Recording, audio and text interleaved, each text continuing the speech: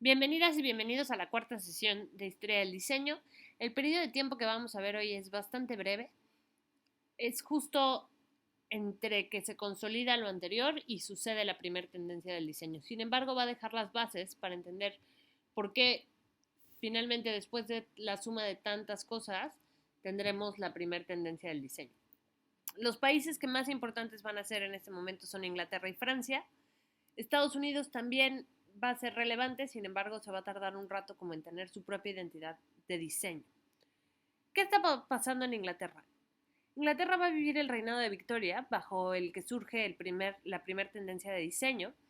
Es el primer país en mecanizarse. Eh, eh, los trenes que construyó Victoria siguen siendo básicamente las mismas vías de tren que se utilizan en Inglaterra. Además tenemos el desarrollo de casas de interés social, lo que va a dar un boom al diseño industrial, porque hay que diseñar muebles y aparatos en función de estas nuevas casas. Y se va a aplicar toda esta mecanización al proceso de diseño.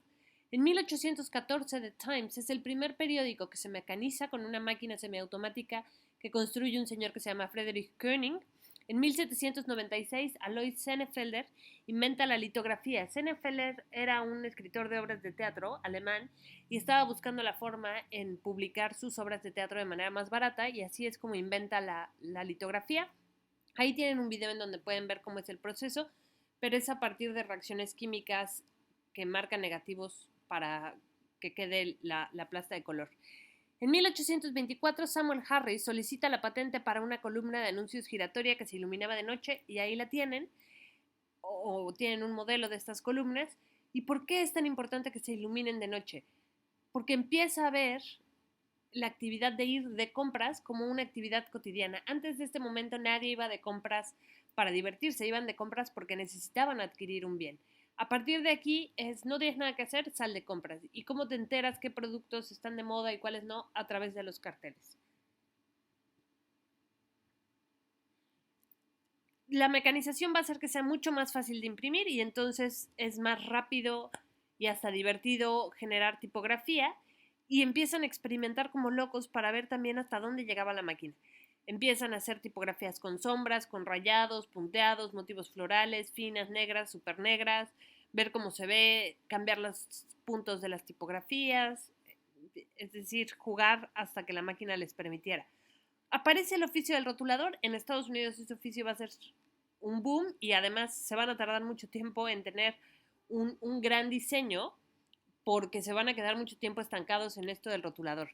El rotulador es el que llega y pinta los letreros, y tienen problemas para generar las letras romanas, estas que tienen las serifas perfectas y forman un ángulo de 90 grados por las brochas.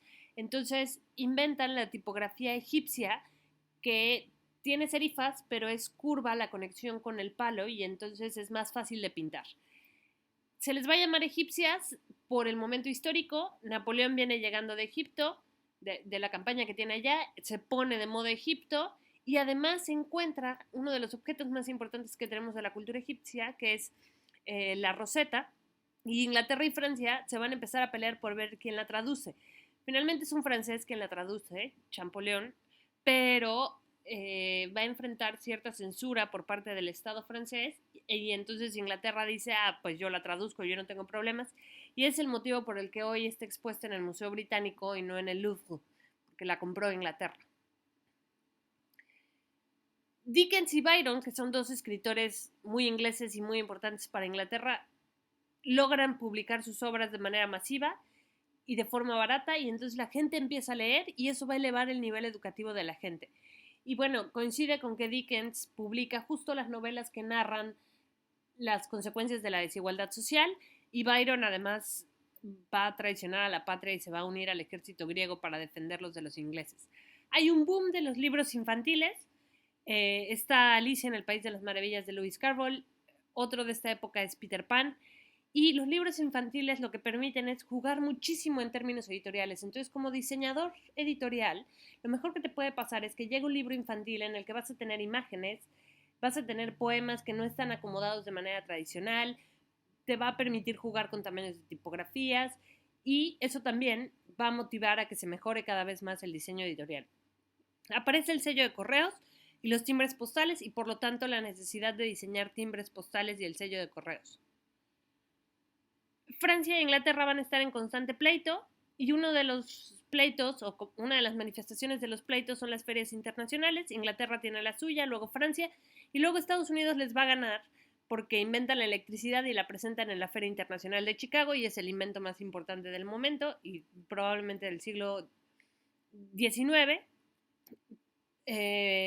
Además, Estados Unidos está viviendo justo que sus millonarios se empoderen. Rockefeller ya anda ahí fundando Shell y toda su industria petrolera y por lo tanto va a inventar la gasolina. Carnegie está por ahí para electrificar al país. Entonces General Electric también está por aparecer. Por eso Estados Unidos iba a tener algo de relevancia en este momento. Diseñan los billetes con el método calcográfico. Eso les permite producir más billetes y con mucho mejor diseño. Inglaterra en su feria internacional crea el Palacio de Cristal y tal cual se trata de exhibir tecnología y diseño industrial. Y bueno, algunas cuestiones racistas. El palacio hoy no existe, se quemó y fue una de las tragedias más grandes. Francia presenta en su feria internacional la Torre Eiffel. Francia inicia este periodo con Napoleón, con el imperio de Napoleón, y empieza el tema del consumo para las masas. Ya no tienen monarquía porque ya pasó la revolución. Ahora tienen un montón de burgueses que tienen mucho dinero y entonces hay que ver qué hacer con ese dinero, entonces hay que motivar que compren.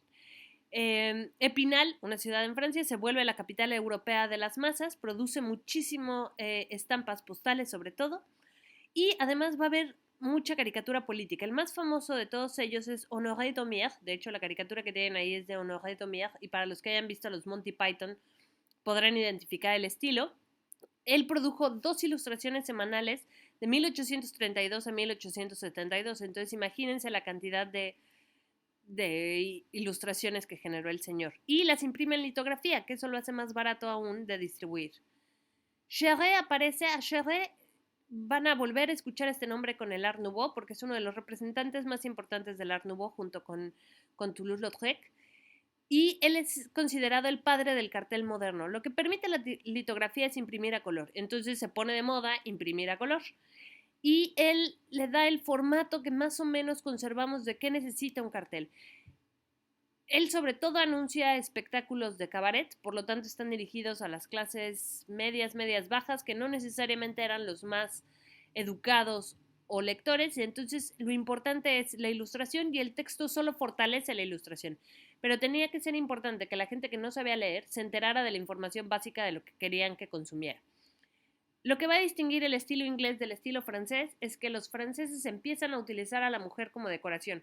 Obviamente los carteles que hace Cherré para los bailes de cabaret, pues tiene sentido incluir a la mujer que baila, pero les da por incluir a las mujeres para vender cualquier producto.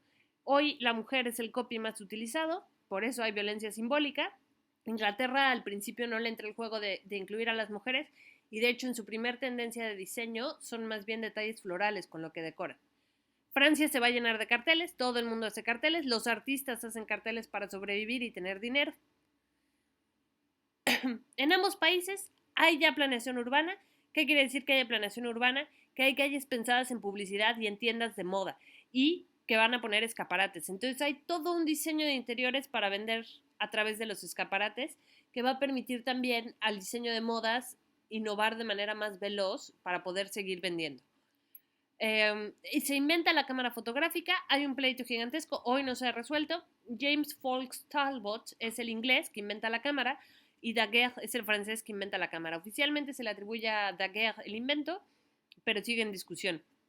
La marca más famosa de cámaras va a ser Kodak, que además va a generar uno de los eslogans más famosos de la historia de la mercadotecnia, que decía: usted aprieta el botón y nosotros hacemos todo lo demás, que es justo esta publicidad que tienen en la imagen. El mensaje que da es: ya no necesitas un ilustrador, nosotros lo podemos hacer por ti. Todo esto son las bases para que surja el Arts and Crafts, que es la primera tendencia formal del diseño, y será la siguiente sesión.